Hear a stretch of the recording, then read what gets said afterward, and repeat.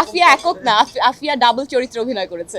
বনলতা এক্সপ্রেসেও আমি একটা challenge carry করার সুযোগ পেয়েছি। আমি রেগুলার কম বেশি কাজ করি, হয়তো অনেক সুপারহিট হয় না বলে আপনাদের মনে থাকে না।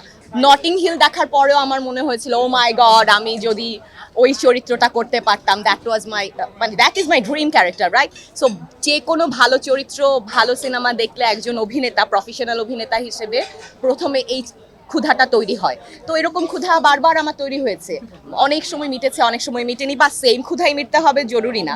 আমার নতুন ক্ষুধা আবার তৈরি হয়েছে, তখন সেটা আবার নতুন আমার জন্য রেসিপি তৈরি হয়ে গিয়েছে। তো আমি আসলে খুবই পজিটিভলি সামনে যা আসছে তাকেও হ্যান্ডেল করতে চাই।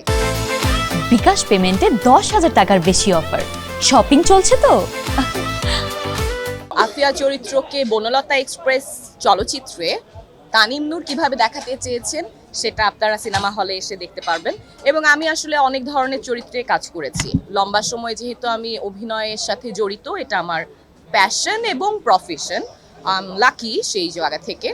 এবং আমি প্রচুর নাটক করার আমার সুযোগ হয়েছে, অনেক ভালো ডিরেক্টরদের সাথে অনেক ভালো ভালো কন্টেন্টে কাজ করার আমার সৌভাগ্য হয়েছে। সেই জন্য আমি অনেক রকম চরিত্র অভিনয় করার স্কোপ পেয়েছি। I am fortunate, I am grateful to my industry and my directors and co-artist, সবার প্রতি। তো সেই জায়গা থেকে বনলতা এক্সপ্রেসেও আমি একটা চ্যালেঞ্জ ক্যারি করার সুযোগ পেয়েছি।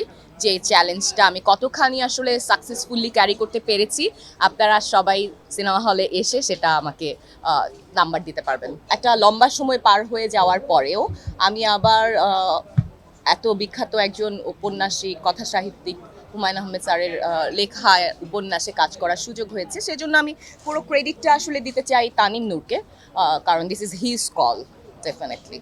আমি রেগুলার কম বেশি কাজ করি, হয়তো অনেক সুপারহিট হয় না বলে আপনাদের মনে থাকে না। হ্যাঁ, রটরডেমে আমরা রেজওয়ান শাহরিয়ার সুমিত পরিচালিত মাস্টার সিনেমাটা big screen award competition win করেছে, হুইচ ইজ সিনসিয়ারলি বিগ। এবং বাংলাদেশ থেকে আমরা অনেক বছর ধরেই ইন্টারন্যাশনাল ফেস্টিভ্যালগুলোতে যাই অ্যাটেন্ড করি, কিন্তু পুরস্কারটা জেতার এই সৌভাগ্যটা আমাদের মাস্টার টিমের হয়েছে। সেই জন্য আমি গ্রেটফুল, ডেফিনেটলি।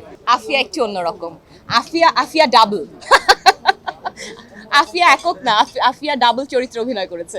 আমার জন্য ভীষণ চাপের ছিল, কারণ আফিয়া চরিত্রটাকে যারা অলরেডি পড়ার মাধ্যমে জেনেছেন তারা জানেন এই চরিত্রটার খুঁটি বেশ শক্ত গল্পে।